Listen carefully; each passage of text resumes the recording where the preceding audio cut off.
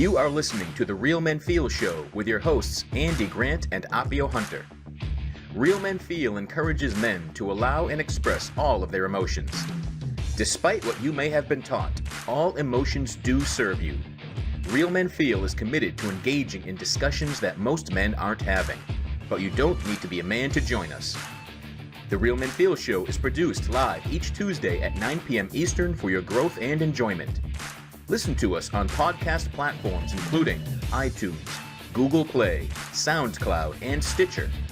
You can also watch the show on YouTube by visiting realmenfeel.org/YouTube. Come back often and feel free to add the podcast to your favorite RSS feed or subscribe on iTunes by visiting realmenfeel.org/iTunes. You can follow us on Twitter at realmenfeelorg and on Facebook, facebook.com/realmenfeelshow.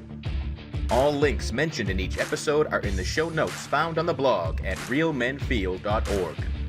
Show your support for Real Men Feel by shopping at realmenfeel.org/swag, by visiting digitaltipjar.com/realmenfeel, or even text us a tip. You can show some love for Real Men Feel by texting Real Men Feel, that's all one word, to 504-226-5306.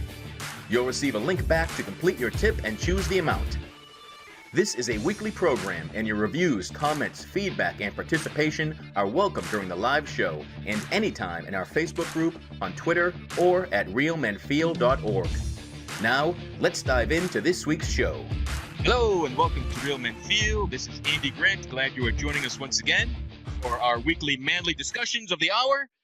Joining me as always, my friend and co-host, Mr. Appio Hunter. Good evening, Andy. How are you doing today? I'm doing really well. It's a bit of a mad scramble to be able to get logged in on time. Helping, elderly parents with computer issues can always be a joy. Yes, indeed. Maybe that should be a show at some point. Right? Are you an expert on that now? Can you be the guest for that topic? I might as well be. All right. Well, we do have an expert of a very different variety than that joining us tonight. We have a therapist, sex educator, author, and dad, Mr. Joe Langford, joining us. Welcome, Joe. Hi, guys. Hello. How you doing, Joe? And where are you coming to us from, Joe? I'm in Seattle. All right, cool. So, and tonight we're going to talk about sex with teenage boys. And no, that's not quite right, is it? Phrasing. We're gonna. That's a perfect example of the perils of this topic. We're going to talk about having discussions about sex with teenage boys. That's what That's your specialty. Clear. Gotta set that tone right off the bat. So, did you just have a fantastic sex talk with your dad and just knew as a kid, this is the field I'm going to go into? No, almost the opposite, actually. Actually, I was divorced parents, single mom for the most part. And she did some due diligence. She did a good job of trying to make sure like all the boxes were ticked and everything. But Catholic and 80s. And so lots of either not wanting to talk about things or being afraid of things. So, but she had a couple of well-placed books lying around the house for me, and did a good job of kind of being there when I wanted to go to her for stuff. Like she was down for that. So she had good efforts. So was your dad not in the picture at all? Was all the sex education just from your mom? Most of it was. He was in the picture, but we didn't talk about that kind of stuff. So. Cool. Yeah, my folks got divorced when I was 5, and they didn't talk to it. It was a very acrimonious divorce. Yet when I was 13, I got the talk from both of them within days apart. And I was like, did they talk and plan this? But my mom had books and stuff, and my dad, it was horrible. I'm just remembering it today. My dad was building a garage, so all these construction guys, and he just pulls me aside. He's like, you know what your cock does, right? I'm like, yeah, stop talking, please. No. That's one of the worst ones I've heard. That's pretty terrifying. Oh, really? Yeah. I was never the same, yeah. My mom's worst moment was my prom night. Like, held her tongue, whatever. I'm all dressed up, walking down, like getting in my car, and she like kind of starts walking back into the house and pokes her head back out. Safe sex is no sex. She screams at the top of her lungs from the front porch. Yeah. But other than that, her method was kind of leaving books around the house, which were great, and actually really helpful. Probably why I end up writing books, I suppose. So Yeah. thanks, Mom. Interesting. So at least some seed of your future was planted with that. Yeah. Yeah. Cool. And Appio, what was your experience like? I actually have to say that my experience is shockingly positive, considering that I grew up in a very conservative religious household myself. But my mom was very unorthodox in that regard. Even though she had very, very deeply conservative religious beliefs, from her Mormon, background. Nevertheless, she was surprisingly factual, matter of fact, and the discussions were never like awkward or anything like that. Whenever there was a question, she would actually be the one who oftentimes would broach the subject with me, and just very matter of fact, just point out that this is what the expectations are, but if you are going to go down that road, at the very least, do things to protect yourself. Oh, that's And actually really excellent. yes. I mean, she was very, very practical in that regard. I mean, to the point where she flat out said, "I would have absolutely no problem whatsoever if you had some pornographic magazine sitting out in the open, and I knew that you were reading it. Where I would have a problem is if I find it hidden between your mattresses." Because then I know that you somehow feel ashamed, and you're trying to hide it. Then I would have a problem. But if it's out in the open, I don't have a problem. So she was very, very progressive in that regard. Yeah. Yeah. Well, getting in front of the ball like that as the parent and saying like, "Hey, this is what we're going to talk about today," like Yeah. that, and then that makes it not weird. If you're the kind of parent that does that on a regular basis, then it's fine. Like that's actually kind of the ideal. So good on her. That's great. Yeah, absolutely, and very, very ahead of her time, especially considering that you grew up in a very, very, being from Brazil, living out on the farm, so you had all the Catholic influence, plus, being very religious, not just Mormon, but also Methodist background as well. So you had all of those influences there. So the way that she handled it was shockingly good. My mom had a. Oh, go ahead. No, go ahead. What about your mom? I was going to say we had a porn thing as well. I had a buddy whose family had a bunch of rental homes around, and so I'd stay over at his house sometimes, and his family, I'd go and help them sometimes with new rentals or old rentals and clean up the place and get ready for new rentals. But so my buddy and I are in the garage of this house, and we're cleaning, and we found, do you remember those like Christmas tree boxes? Like those refrigerator boxes, like this huge. Oh yeah, I remember full of porn. And so his mom came out, and we're like sitting in the box, like on this pile of porn, just like rolling around in these magazines and freaking out. And his mom handled it really well. I think she was kind of having a heart attack, but she called my mom and explained, and they talked about it, made a deal. So I got like 12 magazines. I could take 12 magazines home. And my mom was like, "I don't want to see them. If your brother finds out, they'll never find your body. Keep them out of the way." So I was like the coolest kid in 7th grade for like 15 minutes. So I was since we're going down the porn road already, like when I was a kid, it seemed like every neighborhood had its stash of Playboys in the woods, and that was the porn for the neighborhood, right? So it's like waterlogged and years old, but so, you wouldn't dare touch it; it's falling apart, and that was the neighborhood porn collection. But these days, with porn literally at everybody's fingertips, just on demand, everything imaginable and beyond. Does that really change the dynamic of sexual discussions with teenagers? Oh, I think for sure. Actually, I was maybe last summer or the summer before, I was at 7-Eleven getting something, and I was noticing like they still have those stupid plastic dividers over the magazines, like behind the counter. You know what I mean? Yeah. And I'm like, what are they doing? Like all the 12-year-olds are sitting in the parking lot with their phones and their Slurpees looking at the porn. Like, why is this still a thing that happens? So yeah, it's a different animal than it was when we were kids. And is there a way that porn can help and be like an educational tool, or is it just destructive, kind of no matter what? No, I'm not an anti-porn guy. I think there can be benefits to porn. I think it can validate people, especially people like kids with alternative sexualities. They can like see themselves kind of represented on the screen in porn, sometimes in ways that they can't in just kind of regular media. Mm. But in learning about positions, developing a relationship with yourself and your own body, like what turns you on, what feels good, all that kind of stuff can be really positive, I think. And then there is the abyss. Right. That's a good description too. Yeah, I've seen just more and more adults, but I don't know if it happens. Are you hearing this from teenagers all of like just recognizing that they're addicted to internet porn and just can't stop looking at it or anything? Is that happening with young folks? Yeah, I think so. I'm not like a therapist that kind of subscribes to the idea of like media addiction. I don't think it's an addiction. I think it can cause problems though. I put it more in the category of like an eating disorder. So it's more Mm. like, yeah, like an eating disorder rather than like a true like alcoholism or something like Yeah. like a real addiction. Um, but it does definitely cause problems. Like kids that can't stop looking at it. It takes off a lot of OCD stuff in some people, I think, and people who are needy and have gaps to fill. Sometimes kids use that as sex ed, which is not a great thing, but that Mhm. happens. Interesting. When you're talking about those gaps, is it typically the? I mean, the ones that come to my mind would be, relationship issues within the family, self-esteem issues, just being able to socialize well with other kids and so forth. Is that what you're referring to?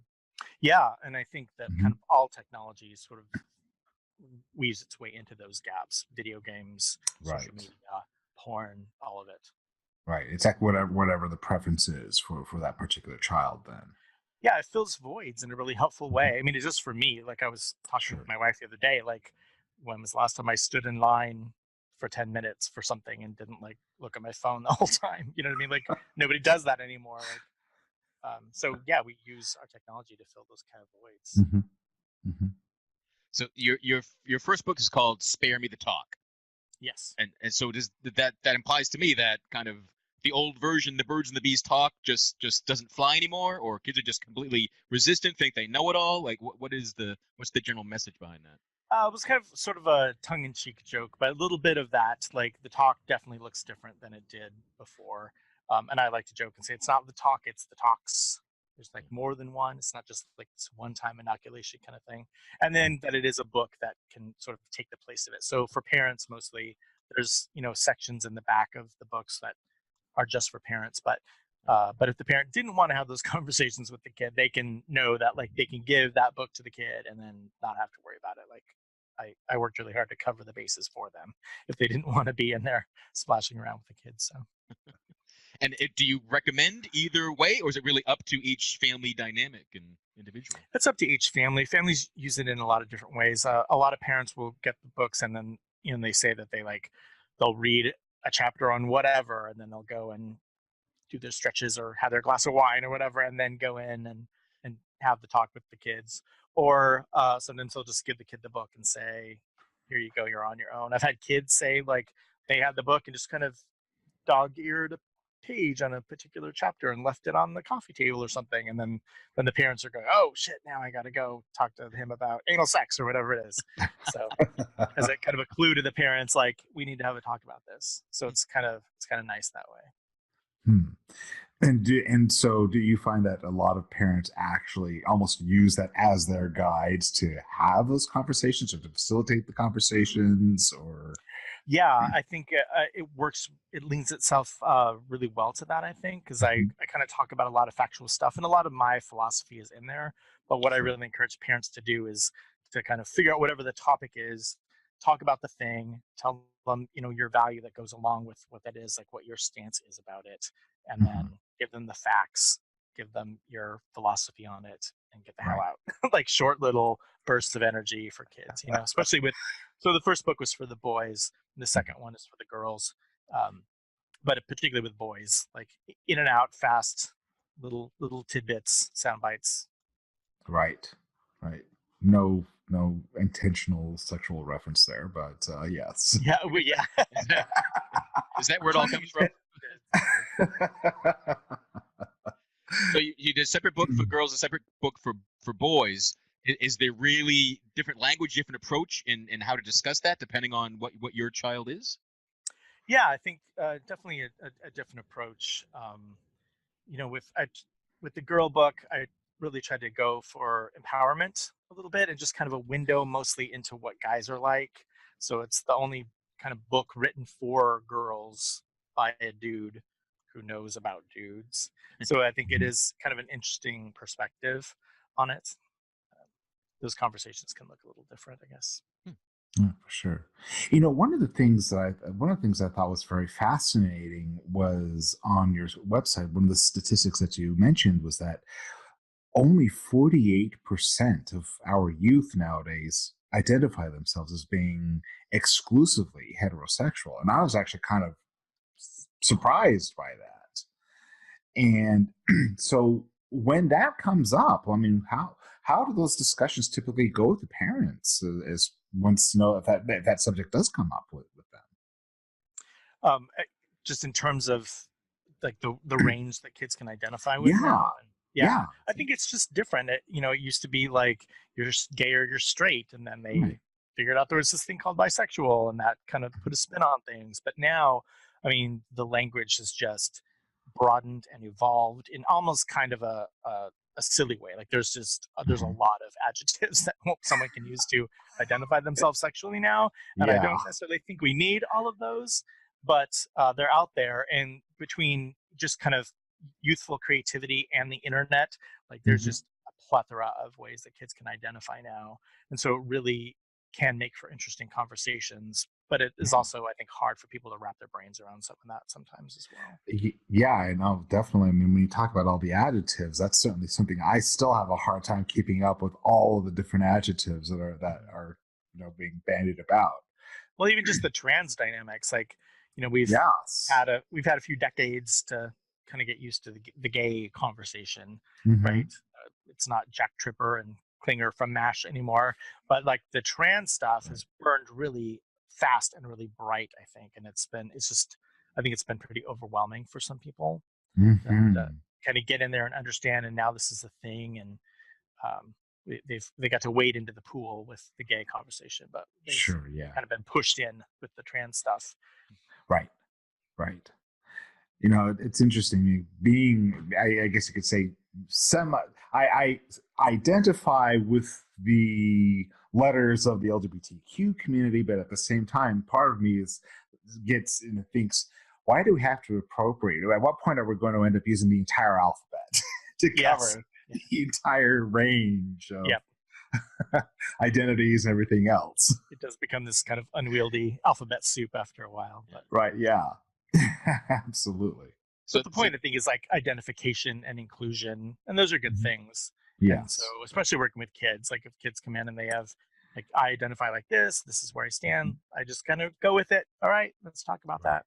and is so many adjectives showing up because kids are looking to identify with something, and a new word almost is more attractive? Is that? I think that might be part of it as well. But just, I think it's an opportunity for them to sort of examine themselves, which kids have always done. Like we've all done that, but now they can, like you said, like have a different way to identify that's not just gay or straight. There's Hmm. lots of different sides to the. So there are lots of new words in the world's vocabulary around sexuality. Are some old words keep getting changed as well? So if an adult might think, oh, I can hear the words I know, and they just don't mean the same thing anymore. Well, a little bit, I guess. Like hermaphrodite is not a word that we say anymore, right? Like that Right. word's gone away. Intersex is the preferred term for that. So yeah, I mean, there's some of those terms that definitely are antiquated, and even just like calling people homosexuals, like that sort of Hmm. From smacks of very like the 70s or something like that. So right, or even the '80s for that matter. Yeah. yeah, I guess that's true. I Yeah. guess thinking like friends with benefits and just new terms, or like, oh, we're just friends. Oh, and that does mean something that a parent thinks it's all nice and innocent, but it isn't. Oh yeah, yeah. Well, and like like on my website, like friend is a verb now. Like I friended them. Like we're friending, Yeah, it's no longer a noun; it's now a verb. right? Friends with benefits is still a thing now. Mhm. It's kind of cousins of hookup, I think. Right, right. Speaking of hookup, I know that there's been a lot of discussion about hookup culture and so forth, and I know that's especially true around college age, the college age. But as far as younger kids, have you been noticing that they're very aware of that, and are they questioning Ed, and are they having conversations about um, healthier ways to approach relationships, especially as they get into their college years? I I think there's a little bit of both. Hookup Hmm. culture is definitely a thing in Mhm. high school, Oh, sometimes in middle school, but mostly I think of that as a high school slash college thing. okay. Definitely something that is still happening.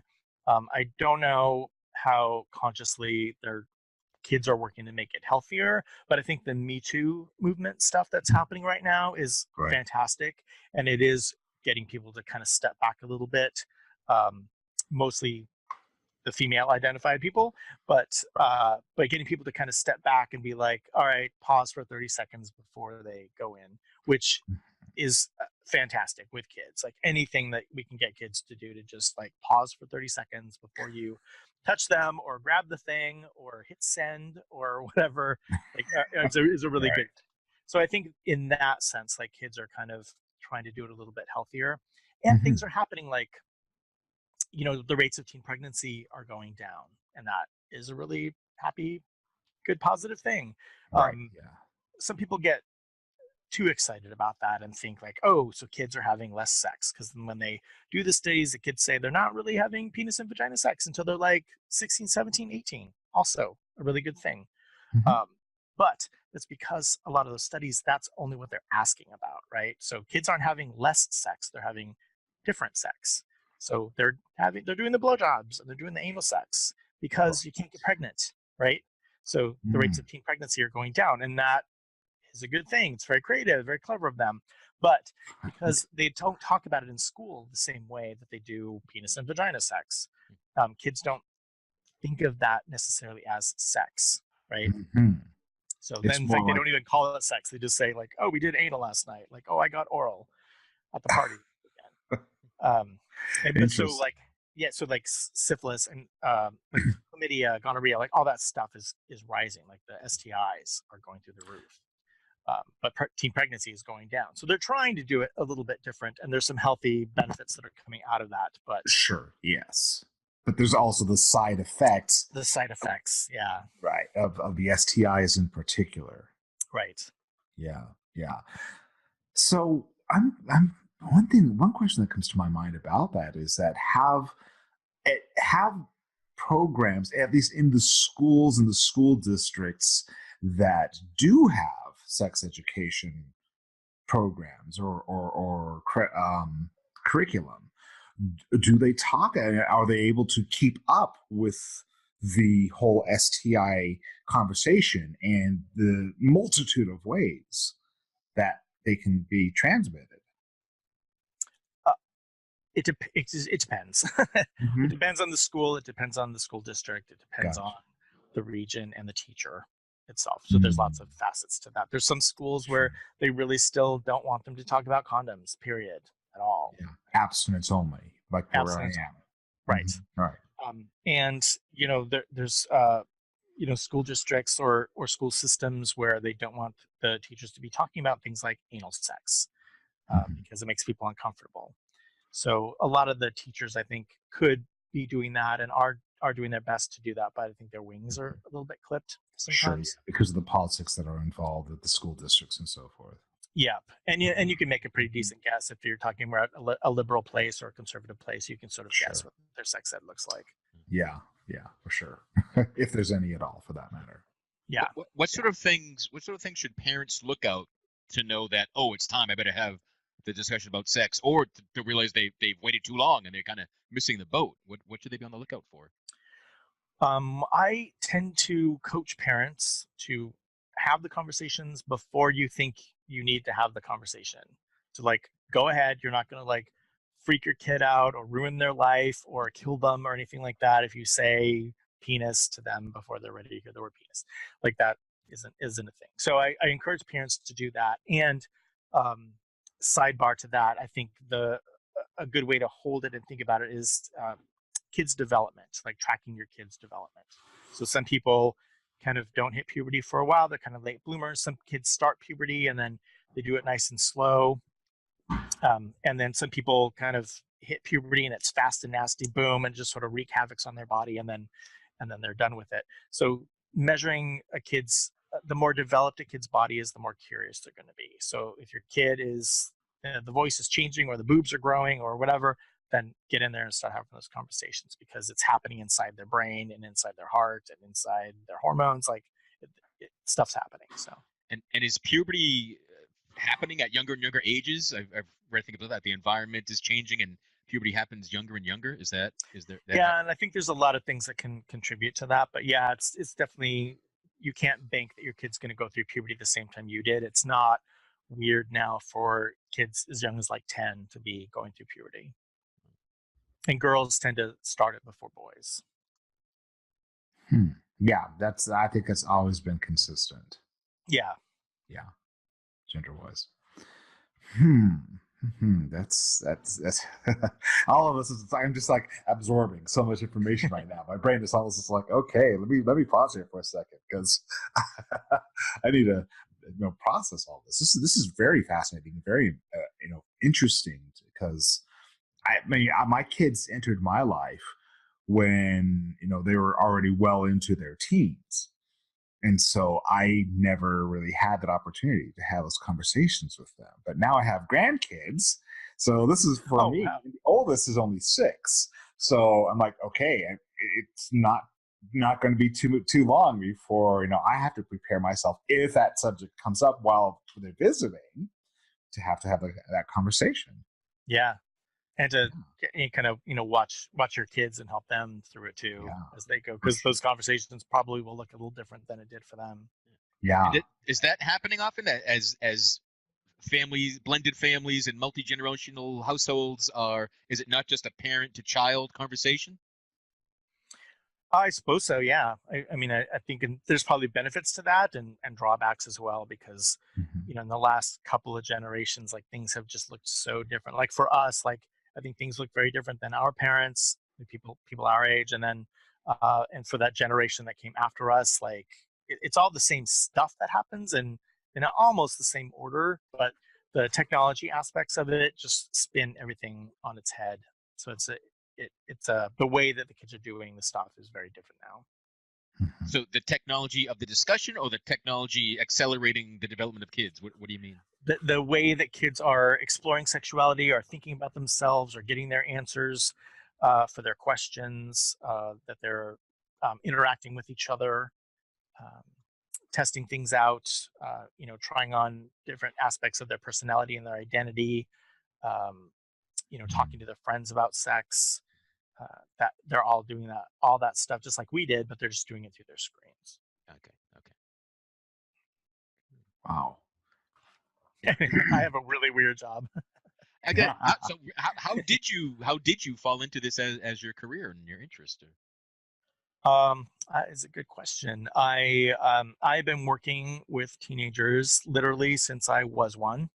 I went to a private school in New Mexico that at the time was a little cool and progressive. Not so much anymore, but there was a handful of us that were trained at my school. I think there was 5 of us that were trained as peer counselors. So if the kid didn't want to talk to a grown-up, they could come and talk to us. And we got direct supervision from this master's level therapists at our school. And so that kind of put me on a trajectory. And so I've worked in hospitals and group homes, and I worked with foster care. I've had my own private practice. So I've been working with teenagers since I was a teenager. And sex is interesting to me. And then technology happened, like the internet happened. And then that obviously got folded into, you can't do sexuality without technology anymore. Yeah, for sure. Yep. So the peer counseling aspect of it, have you seen I know that can be something that wasn't very common. Certainly where I grew up, in Utah, it definitely was not a common thing at all. But have you been seeing that growing, or have you been seeing a wider use of that type of a technique in order to help kids facilitate those conversations? I haven't actually, Hmm. at least not in an obvious way. I'm sure that there's programs out there. It's a really good idea. I mean, I Yeah. think it it really helped me, and I like to think that I helped other people, and it was just a great program. I've seen it on college campuses, but I haven't seen it replicated in like a high school setting. Yeah. Yeah. And like some of these kids, these teenagers that we're seeing, especially in the media now, Uh-huh. they're fantastic. You know what I mean? So being able Yeah. to harness that energy with an adult sort of guiding them and direct that Mhm. is really powerful stuff. I wish that I saw that more. Yeah, and the reason why I really, that caught my attention is because just this morning I was listening to a TED talk by a speaker who it was a psychologist based in Harare, Zimbabwe, and he was talking about how in their country, in Zimbabwe, a country of 14 million people, there were only 12 psychologists that were Oh my god. available for the entire population to deal with so many of the emotional health issues. And one of the things that they wound up doing there was teaching grandmothers, who are oftentimes the respected leaders within the community, to gave them evidence-based talking points to be able to talk to young girls, especially about the challenges that they face, many of them on sexual level, whatever, and Yeah. how that has had a significant impact on the just entire society within Zimbabwe by reaching out to the grandmothers. And Well, so part of me yeah. wonders how reaching out to the kids, providing them with the tools to be able to have conversations, trusted kids, not peers, what an impact that could have. Yeah, to make those resources more available Yeah. and target them with who the people will feel comfortable talking to. Hmm. That's great. I mean, that's one psychologist for more than a million people at a time. Like that's insane. Exactly. Exactly. So, and that's where, what is it? Necessity is the mother of all invention. How suddenly you get to be very creative. That's By interesting. I've always thought desperation is the mother of invention. Like there's that lots of things too. people need that don't get taken care of until something hits the fan, and then they're like, oh, I guess we should do something about this. Yeah, absolutely. Yeah, I definitely say I would definitely substitute desperation as opposed to necessity. I'm sure. At times they got to be one and the same, right? Yeah. Yes. Yeah. Yeah, they can be used synonymously many times. So are there common mistakes that you see parents make when it comes to talking to their teens about sex? Well, I mean, like I kind of joked earlier, like the one time, like there's a percentage of parents who will, go in and like have the talk, and then they leave, and they're like, "Oh, phew, it's over, did I it, made it, yeah. it's done, I made it." They got to go back. Like it's one of many conversations. So that I think the biggest mistake, obviously, is just not doing anything. Um, but uh, but I guess what's the biggest mistake? Like I think even like well-intentioned parents can go into things just thinking like, oh, it's just like it was when I was a kid. So we're gonna talk about porn and or whatever the topic is, and then I'm just gonna like tell them what happened with me and what my dynamic was, and then that should help out. But really, it's more about understanding what your kid's life looks like, um, knowing what they're doing with their technology, and then meeting them somewhere in the middle. Because it really, I think, is a different creature than it was when a lot of us parents were our kids' ages. And Yeah. so will the next generation be, entirely different in some unforeseen way too? Or I don't know. I mean, I think it depends on technology. That seems to be the game changer in so this if we have situation. 3D sex robots in another 5 years, then Yes, you'll when the need a new sex book. robots come, that will be another layer of conversation. Yeah, the Add that holodecks from Star chapter Trek. into the Yeah. yeah. Yeah, Um, it's interesting because I was thinking of my own time when I was growing up, and even though technology has been progressing, and yes, Generation Xers were really the first generation to be exposed to that super rapid advancement of technology.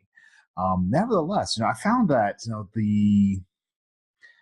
for me, at least in my mind anyway, technology seems to almost be like the great liberator, is so that way you don't have those random anonymous hookups. Like, for instance, in my community, that was a thing in my generation. You have to go to parks and restrooms and rest stops and things like that because there were no opportunities. The safe zones were the gay bars, the pride centers and so forth. Those where people could go and be safe. And I was reading something recently how with technology, with so many changes that have taken place, and plus, younger generations being so much more fluid in their own identities, a lot of those quote unquote safe zones that people from my generation felt, they could go to, they're lamenting the fact that they're no longer around. Right. Yeah, I think that's really interesting. Yeah. Gay bars and stuff like that. Yeah. Even here in Seattle, a lot of them have been kind of mixed into the larger culture or don't exist anymore at all. Right. Yeah, exactly. I personally am thrilled because it means that, there's no longer that segregation, if you will. Right. And I never enjoyed that.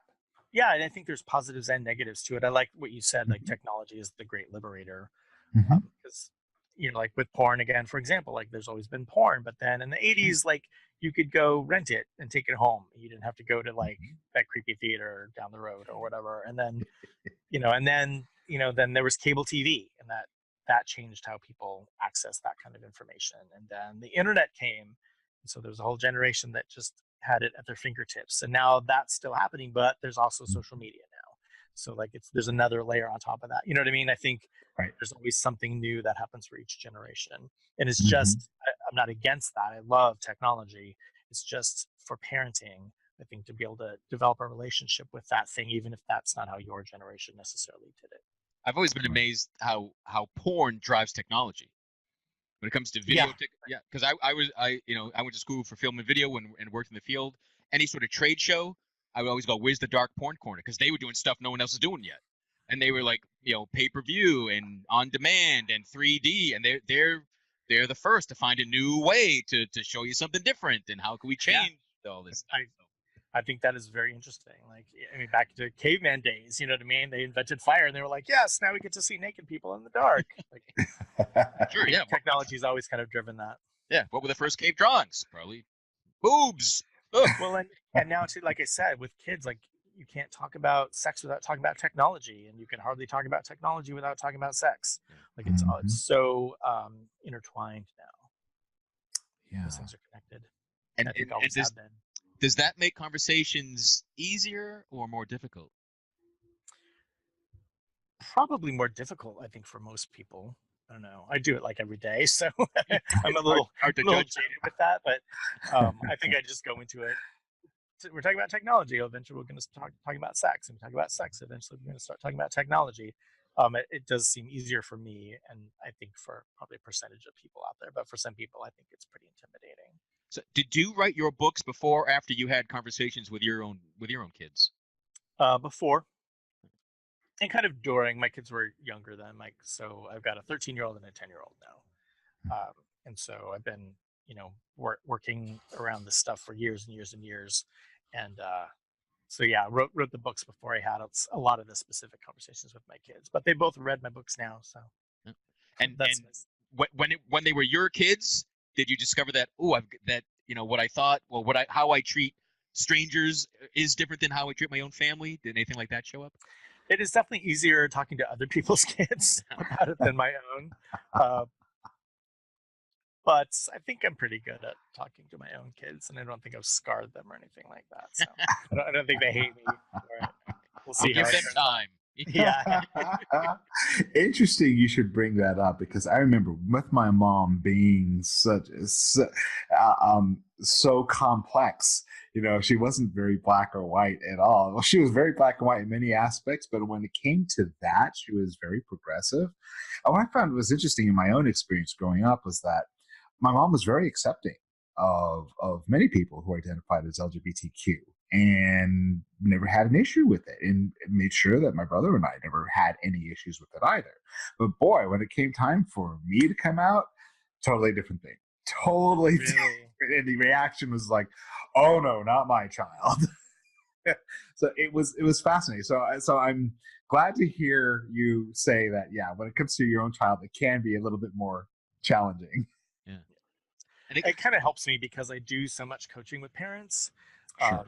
to help them talk about their kids. Like when I do come up against those moments, I'm like, oh, do I want to go there? Do I want to have this conversation? Like I can kind of make myself. So I'm like, oh, well, what would you tell somebody to do in your position? Like, get over it, get Right. in there, do it. So it's kind of nice for me in that sense. Yeah. Yeah. Definitely a bit of an advantage. Yeah, I don't like feeling like a hypocrite, so I gotta walk my talk. Yeah. Hear you there. and we've mentioned the LGBTQ community a few times, and that's your upcoming book is focused on that, right? Yes, yes. Yeah, due out sometime in June, probably closer to the end of June, but it's called Mhm. the Pride Guide. And same kind of deal, mostly written for kids, section in the back for parents, but kind of covering just puberty really with queer kids. There's no, I work with teenagers, and uh, last year just trying to come up with some resources to give some trans kids that I was working with, and there's no puberty book for trans kids. It's 2017. Like, how could that be a thing? 2017 then. So I wrote it. So it's the first kind of like puberty book written specifically for queer kids. Mhm. I'm Mhm. really excited about it. And what challenges does that bring in the parent-child relationship? We're talking about it. How does that change everything? If it Well, like I does. said, a lot of the language is different now. So really kind of going pokey little puppy and starting at zero and saying like, here's what all the letters in the LGBTQIAATT thing stand for, right? And just kind of breaking it down really simply. The trans stuff, definitely gets more complicated. And like I said, it's hard for people to wrap their brains around, right? Even the conversation about like where can you pee in public restrooms, like it's so ridiculous and simple but complicated to some people. And so trying to Sure. kind of outline all that stuff, like this is what it looks like when someone's going through puberty and they don't feel like they belong in the body that they were born in, right? And their Mhm. body, it feels like their body is now betraying them because they identify as a girl, but their body is like turning into like a man's body. And how do you navigate that? And what can you do about it? What are the options? That sort of thing. Mhm. So that sounds like a far more complicated book and story to navigate. Yeah, yeah, I think it's definitely a different creature than the first two books. Mhm. But I have had a lot of fun and learned a lot writing it. I had a really amazing team of LGBT professionals and people that I was able to bounce things off of, and say like, does this seem right? Like, am I wrong about this? Do I sound like an asshole? So I had some really great support writing it, and I'm really proud of it. Yeah. Can't wait to see it come out. Yeah, cool. Yeah, and I think that's one of the things that I certainly was an eye opener for me when having a conversation with with a therapist, a friend of mine who helped me understand the differences between sexual identification as opposed to gender identity. Hmm. One's sexual identity is totally different than one's gender identity. Yep. Now, the two could potentially, go hand in hand, but not always. Not always. It's a whole Rubik's cube. That thing is like Yeah. sex and gender and identity and orientation and expression. Hmm. It's very Yeah. complicated. And it was interesting because not long after that conversation, I actually met my first trans, and again became a very good friend of mine, and she, was, grew up as male, but eventually was able to have the gender reassignment surgery and so forth, and was in a relationship with this just beautiful, wonderful woman, and it's because the conversation had just recently taken place. It was a little easier for me to figure out the logistics of that. Yeah. It was like, wait a second here. You were a man, now you're a woman. And yeah, all of that. It was just, I just remembered that going through my head and being so grateful to be able to have had that conversation to understand that there is that difference Yeah, between gender identity and sexual identity. little cultural window opening up. Oh yes, very much. And mind you, I identify with one of the letters, many of the letters that are there. So, but even then, it's amazing how many people within different communities have no idea just the dynamics that are at play. Yeah, I think it's hard. It can be really complicated, especially when you're dealing with teenagers because they're complicated already, right?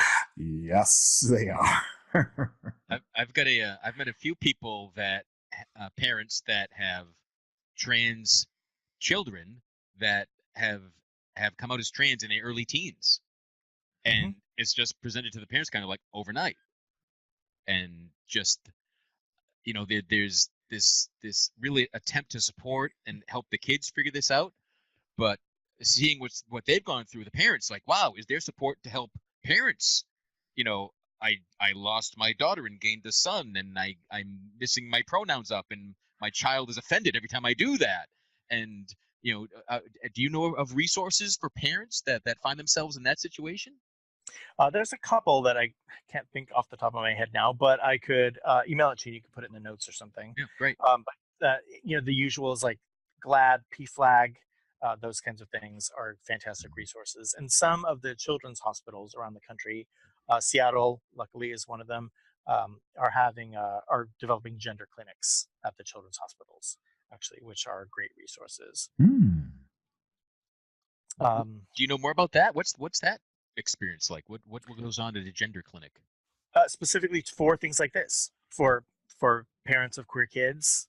It's culturally, I think it's really hard for families, like you were just saying, like then now my kid is suddenly this minority that we didn't know about or maybe expect to have happen.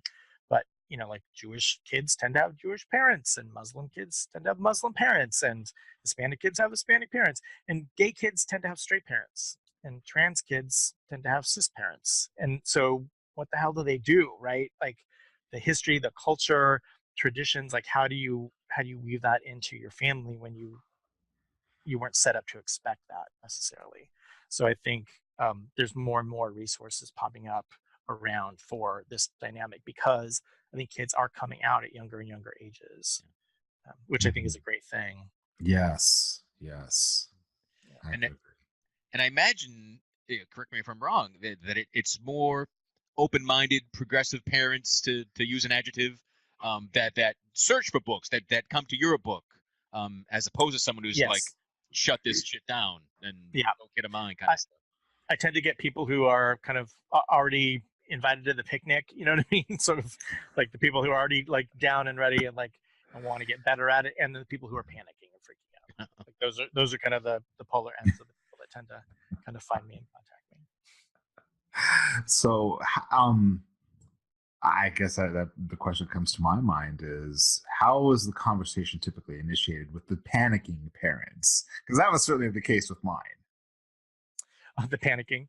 Actually, it's really kind of sweet. I love it when that happens. I've gotten a lot of phone calls over the last couple of years, or emails, with parents kind of saying, oh, I think my kid's gay.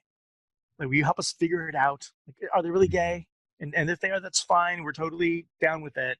But what do we do? Like, how do we do this well?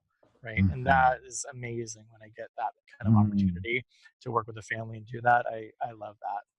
I haven't gotten a lot of like how do we fix them? Like that kind of stuff. I live in Seattle, so it's pretty sure. Yeah. It's a little different. Shiny blue island over here. So I don't have to deal with that a lot, but those are definitely out there. Yeah, and it's interesting because actually we've talked about this a few times in some of the past episodes of my own experience going through conversion therapy, and it was interesting. At the time that I went through it, it was actually known as reparative therapy. I thought that it's curious that how the terminology changed. Because reparative was just definitely sounded a lot more insidious. And yes, I mean, I have to say, I was on borderline suicidal for most of the time I was there. And the only thing that kept me alive was fear of how my parents would react. But at the same time, there were certain elements to it I found that end up being positive, which was I learned how to actually build positive relationships with people without making it all sexual. So there was Nice. a Those are side good to benefit have. Yeah. there. Yeah, And I absolutely. mean, it sounds like you survived it, right? Like I didn't know I you had did. gone through that. I'm sorry that happened to you. That is Yeah, awful, but you made it through, right? And I I did. think you've got muscles that you wouldn't have had otherwise, and that also Indeed. is probably a really good thing. And But I've the learned to fact be that grateful. that is still even up to a debate with some states, like states are trying to Yes. figure out if that's going to be okay or not to like torture queer kids into not being queer. Like it's Yeah. fills me with rage. Yeah. I have learned to be even more compassionate with people who are going through that and even having that discussion because of my own experience with it. Well, that's a beautiful thing. I think not everyone who survived that gauntlet can say that. I think so. I'm Indeed. glad that you're That able very to. true. Very, very true. Yeah. Yeah. So I asked you earlier about kind of common mistakes you see. Is there something you see that most parents are kind of naturally doing very well that maybe they don't realize?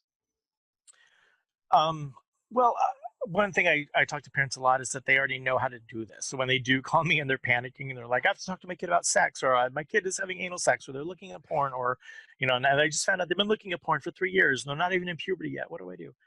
So I kind of just try to gently remind parents that like they already have the muscles. We do this with our kids. We talk about seatbelts, and we talk about sunscreen, and we talk about vegetables, and we talk about healthy eating, and it's the same conversation. It's just about the internet now, or it's just about sexuality now. um, so reminding them that they already have those parenting muscles there, I think, kind of help reduce their panic a little bit. So it's just a different subject matter. You do know how to communicate. Yeah. And in the same vein, like there's times when I've kind of had to hold some parents' feet to the fire a little bit when they are resistant, because it can be scary to have to talk to your kid about sex. And but I say, we don't like that idea of our kids falling downstairs, so we talk about handrails. Or we don't like the idea of our kid being run over by a bus, so we talk about looking both ways before you cross the street. And so sometimes I say, if the only reason you're not talking to your kid about this is because it's making you uncomfortable, you probably should get over that and get in there and do it, right? Like nobody likes to think of our kid flying through a windshield. That makes us uncomfortable. So we talk about seatbelts. So yeah, that kind of thing. Yeah. Almost if they can see that the uncomfortableness means you're on the right track. Yes, right. Yeah. Unfortunately, that does go hand in hand with parenting. You should be uncomfortable a percentage of the time. That probably means you're doing something right. Yeah. So true. Oh gosh. I have to say that I'm looking forward, fortunately but unfortunately for me, because I never had that experience with my own kids. But being there for them when they start to have those conversations with their Yeah. kids. That honestly is just like half the battle. Just being the adult in a kid's life that is accessible to them and knows Yeah. what the hell you're talking about. Like if you can be a grown up that does both of those things for a kid, they're gold. Yeah. So we talk about that often in the show. So really just being present, being the sort of parent or adult in any child's life that knows that you can come talk to me about anything. I won't freak out and run away. Uh-oh. Oh. Oh. Joe is frozen. Yes, he has. He's looking There you are. silently. Oh, now you're moving Oh, again. he froze. I'm like, was my question that good? He is just stumped. I know. I'm like, no, I think yes, that accessibility is just huge.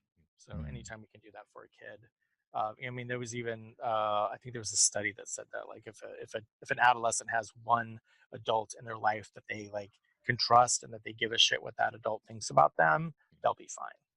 So, but unfortunately, not every adolescent can say that. So. Right. So can it be teachers and coaches that are coming to your book as well, and they have to be kind of the experts for any child that comes their way? Absolutely. Absolutely. I've gotten some great emails from therapists and teachers, particularly saying, "Hey, this is great. I have this in my office. It's on my little table in my waiting room," that kind of thing. So Cool. So what is the best way if someone wants to get in touch with you? Be they planning the situation or be they panicking? Because email's great, and through my website. So my website is beheroes.net. And we've got some resources on there for parents in terms of like scripts and talking points for how to talk to kids about things like cyberbullying and being on the internet, having a smartphone, like all those kinds of things. Excellent, excellent. So wherever you are listening to this, visit realmenfeel.org and hit the blog, and we'll have links to all the ways to contact Joe and all of your books. And even when the newest one comes out, we'll update that as well. Oh, great! Thank you. No, because this is incredibly important. Every human being is going to, if they don't have this discussion, they're gonna learn things the hardest way possibly, and people like you, books like you, people that don't sound like an asshole can really pave the way and make it easier, right? I certainly hope so. I mean, it's not, there's nothing wrong with not knowing how to have a conversation about something, and hopefully my stuff is a good resource for people when they're in a pinch. Cool. And so you said that you're the first puberty book for queer kids. Is there still like a hole that you're shocked that no one is creating support materials for another aspect of youth out there? I mean, I think a lot of them. I think the Me Too movement is, again, like a symbol of that as well, about how to be empowered, like as a young woman, particularly. And so next, I think will come the actual education for boys about how not to be an asshole, right? When you're on a date. Right now, I think it's kind of easy for boys to be villainized, right? I think boys are kind of misunderstood. I think they're feared. I think they're a little bit scary, and people have gotten pretty comfortable thinking like, oh, it's a toxic masculinity. It's a boy issue. And so I think the next wave that's going to come, which could be another decade or two out, is going to be, how do we deal with boys? Like, what can we do for boys when they're young so that they don't grow up to be assholes? Right. Yeah, because toxic masculinity is taught. It's passed on. It's not. Yeah. It's not. Oh, you're a male. You are toxically masculine. Like, no. Yeah. No. And I mean, you can think about, like what would toxic femininity be, right? And maybe that was the 1950s, right? And it was like all high heels and yes dear, and maybe that was toxic femininity. And then we've dealt with that, and it's taken a long time, right? And there's still many issues to be worked through in terms of how women are held and thought of and empowered and educated and interacted with in the world. And so I think the boys will come next, but right now it's the girls' time. Yeah. Awesome. Well, this has been a very intriguing. Again, people can go to beheroes.net to learn more about Joe and reach out and have a panic phone call if they so desire. I'm good with panic. Is that on your card? Yeah. And do you do speaking and traveling, or are you primarily a local practice and your books? Or no, I do lots of traveling, go around and speaking at conferences. Locally, I do some work with schools and things like that, but I've started traveling. I'm international now. I've been going across the pond a couple of times, up into Canada too. So oh yeah, they have sex up there. Yeah, they do have sex in Canada. Yeah, and they do everything better than we do here. They're much nicer about it. They are. The Canadians are great. I love them. Oh yeah, we have several very, very good friends up there, mutual friends, Andy and I, up in Canada, and just adore them. Yep. Yeah. Now they've got a good grip on a lot of stuff up there. So yes, it's always nice when I get the opportunity to do that. So, but yeah, no, I love traveling and doing talks. Yeah, you definitely you have the passion and the interest and the knowledge, and yeah, you've found your niche in the coaching world, right? In my very, very weird job, yes, I have done that. And again, so the books are called Spare the Talk, and there's the version for boys, for teen boys, and there's a version for girls. And coming out this summer, the Pride Guide for everybody else. Great. Yeah. Awesome. So thanks for joining us, Joe. Thank you it was a guys. pleasure. This was Thank you. fun. Good. Come back anytime. Yeah, maybe we'll have you back on as you have new panic stories. All right. Yeah, I got a lot of them. That'd be a lot of fun. Cool. And a comment here in the chat from Lori who says, "No, great show, lots of interesting information." So thank you from Lori also. Thanks, Lori. Cool. That's my wife. If you didn't. Usually she's seen here, but so great. Oh, my yeah. wife has learned something new. It's going to be a fun night. Hey, nice. Thanks everyone joining us. Thanks again, Joe. Thanks, Appio, and we'll talk to you soon. And yeah, whether you're panicked, you're feeling confident, like don't be afraid to have those uncomfortable conversations wherever they're needed in your life. Have a good night, everyone. Thank you for listening to Real Men Feel. Until next week, visit realmenfeel.org or the Real Men Feel Facebook group and share what you thought of this episode. Please give this podcast a review on iTunes, Google Play, or wherever you are discovering Real Men Feel. Reach out to us at realmenfeel@gmail.com. Show us some love by visiting realmenfeel.org/swag or digitaltipjar.com/realmenfeel. Learn more about Andy Grant at theandygrant.com and Appio Hunter at appiohunter.com.